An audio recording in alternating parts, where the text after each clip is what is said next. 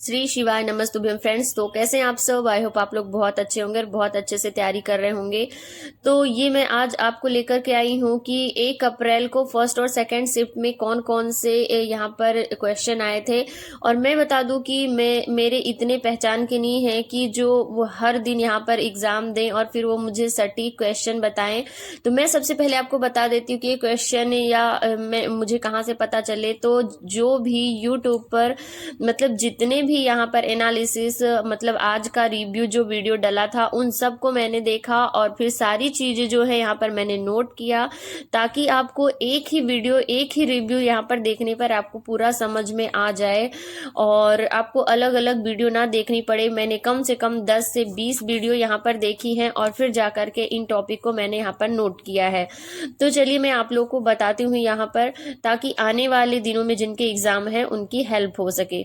तो यहाँ पर देखिए बच्चों ने ये बताया कि कुछ बच्चे तो ऐसे हैं कि जिनको बिल्कुल भी क्वेश्चन याद नहीं है और कुछ ने थोड़ा बहुत बताया है, तो इस हिसाब से मैं आपको बता रही हूँ। और यहाँ पर मैं ये भी बताऊंगी आपको इस वीडियो में कि आज के हाईएस्ट स्कोर कितने तक गए, कितने तक यहाँ पर लोगों ने बताए हैं। तो यहाँ पर पहले मतलब कि महिलाओं और बच्चों से संबंधित अनुच्छेद आए थे जो हमारे संविधान में हैं, और जिन्होंने यहाँ पर क्लासेस ऑनलाइन क्लासेस ली रही होंगी तो उनको पहले ही बताए गए थे कि कौन कौन से जो अनुच्छेद हैं वो महिलाओं एवं बच्चों से रिलेटेड हैं। तो उससे रिलेटेड यहाँ पर क्वेश्चन आए थे और यहाँ पर गर्भावस्था से रिलेटेड क्वेश्चन आए थे। और गर्भावस्था तो शुरू से लेकर के अभी तक बना हुआ है, उसकी जटिलताएं यहाँ पर ज्यादा पूछी जा रही हैं, तो अभी भी उससे रिलेटेड क्वेश्चन आ रहे हैं। फिर यहाँ पर प्री स्कूलिंग जो प्राइमरी जो होती है शिक्षा, उससे क्वेश्चन यहाँ पर आए थे और आ रहे हैं और आएंगे भी आगे चल के। और यहाँ पर मंद बुद्धि बालक से भी यहाँ पर आया था। और मैथ्स में देख लें तो परसेंटेज से, और इसमें रीजनिंग में कोडिंग डिकोडिंग सीरीज, और कंप्यूटर में MS एक्सेल MS वर्ड और शॉर्ट की वगैरह नहीं आई थी, ये भी बच्चों ने बताया।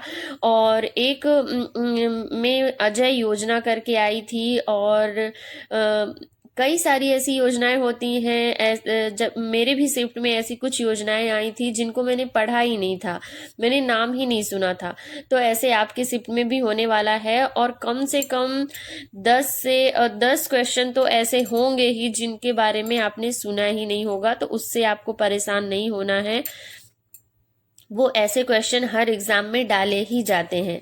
तो यहाँ पर एक ये अजय योजना थी, और एक इस तरह से क्वेश्चन था कि आयरन और अनुपाते एनीमिया, तो आयोडीन और फिर यहाँ पर वो करके और यहाँ पर खाली स्थान और फिर ऑप्शन में यहाँ पर घेंघा और ये सारी चीजें दी थी। तो मैं बता दूं कि इसी तरह से मेरे इसमें भी यहाँ पर क्वेश्चन आया था कि जैसे क्या था, टीकाकरण। मैंने बताया जो मेरे पिछले वीडियोस है ना, मैंने उनमें बताया है, बकायदा क्वेश्चन लिख करके मैंने बताया, तो आप वहां जा करके देख लीजिएगा। तो हाँ, इस तरह के मतलब कि जो आपका न्यूट्रिशन वाला पार्ट है उसमें जिस तरह से रीजनिंग नहीं पूछी जाती है उस तरह से करके यहाँ पर क्वेश्चन पूछे गए थे। और इसी तरह से यहाँ पर आप देख सकते हैं कि आपको साफ साफ नजर आ रहा कि जिस तरह आयरन की कमी से एनीमिया हो जाता है, उसी तरह आयोडीन की कमी से कौन सा रोग होता है, इसका ये यहाँ पर होगा, ऑप्शन में दिया होगा घेंघा या गोइटर, तो आप यहाँ पर उसमें यहाँ पर कर देंगे।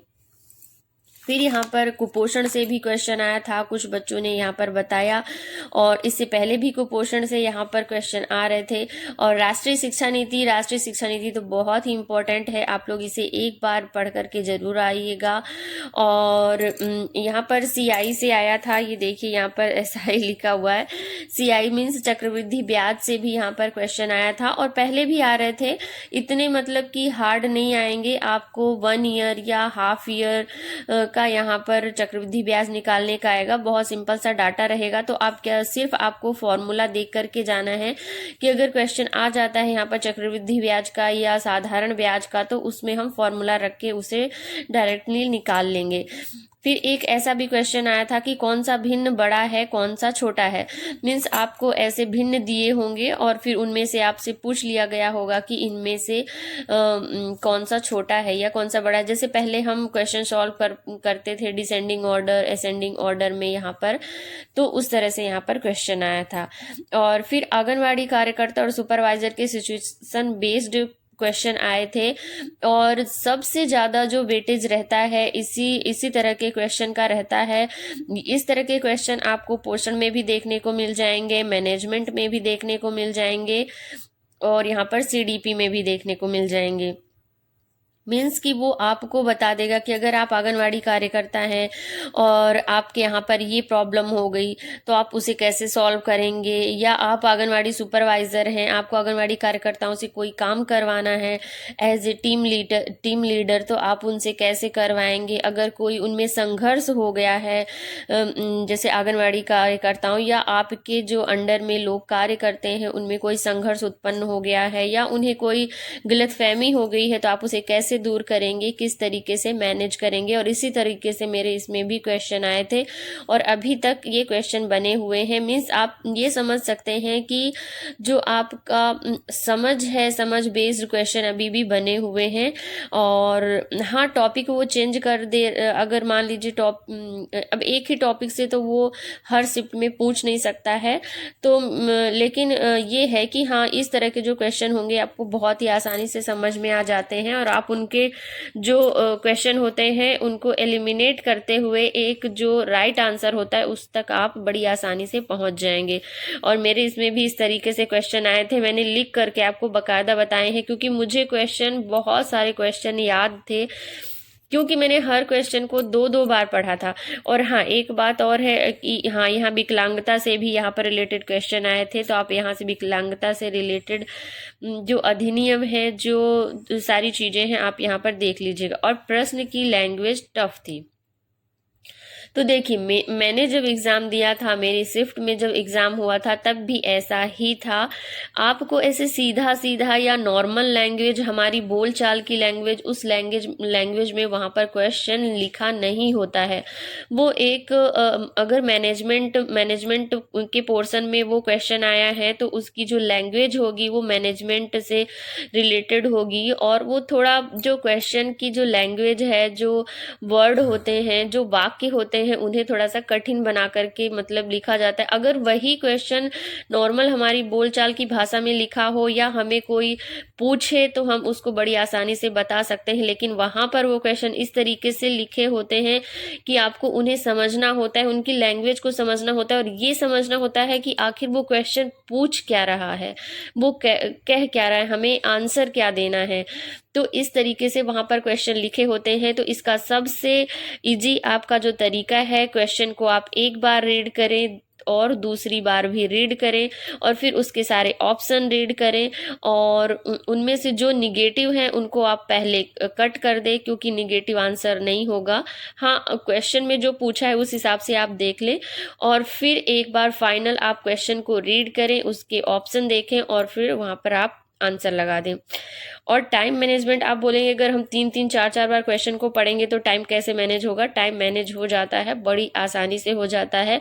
आप एक काम करिए, पहले आप जो मैथ्स रीजनिंग में थोड़े से, मान लीजिए कोई क्वेश्चन, मेरे इसमें तो थोड़े टफ क्वेश्चन थे, 1-2 मैथ्स के ऐसे क्वेश्चन थे जो टाइम ले रहे थे। अरे 1-2 क्या, 2-3 क्वेश्चन ऐसे थे जो टाइम ले रहे थे, उनमें थोड़ा सा टाइम लग रहा था कैलकुलेशन करने में, और उनमें डाउट था कि ये आंसर सही है या गलत। मुझे ऐसा लगा कि उनमें ज़्यादा टाइम लगेगा, इसलिए आप वो वाला जो पोर्शन है, जनरल नॉलेज वाला पोर्शन, उसको लास्ट में अटेंड करें। सबसे पहले आप न्यूट्रिशन वाला, मैनेजमेंट, देन सीडीपी और सबसे लास्ट में। हाँ, आपको ये ध्यान रखना है कि ऐसा ना हो कि इन्हीं तीनों को करते करते आपका टाइम निकल जाए। कम से कम 2 घंटे के अंदर आपको इन तीनों जो है, 2 घंटे के अंदर आपको यहाँ पर कंप्लीट करना है, और लास्ट का 1 घंटा या फिर मिनिमम 40 तो आपको बचा करके रखने हैं, और उसमें फिर जनरल नॉलेज वाला यहाँ पर पार्ट कर लेना है। तो इस तरीके से अगर आप पेपर सॉल्व करेंगे तो बहुत अच्छा आप 180 प्लस आ सकते हैं। तो आई थिंक आज का आप लोग के जरूर काम आएगा। तो चलिए मिलते हैं नेक्स्ट एक ऐसे ही इंपॉर्टेंट से वीडियो में। तो मेरे वीडियो को लाइक और शेयर करना बिल्कुल ना भूलें और चैनल को सब्सक्राइब कर लें। चलिए मिलते हैं नेक्स्ट वीडियो में। Bye bye.